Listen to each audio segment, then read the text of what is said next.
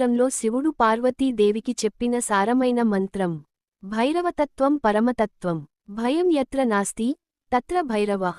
అర్థం: ఎక్కడ భయం ఉండదో అక్కడే భైరవుడు ఉన్నాడు. అంటే భైరవుడు భయంకరుడిగా కనిపించినా ఆయన అసలు స్వరూపం భయరహిత చైతన్యం. మందారం కళభైరవుని జ్ఞానమార్గం.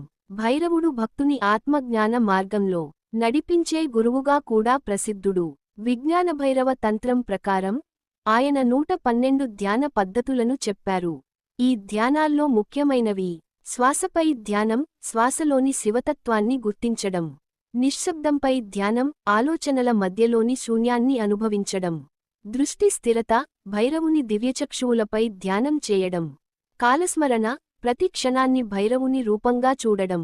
ఈ సాధనల ద్వారా మనిషి కాలం అనే భయాన్ని జయించి అభయ స్థితి ని పొందుతాడు. మొగ్గ భైరవ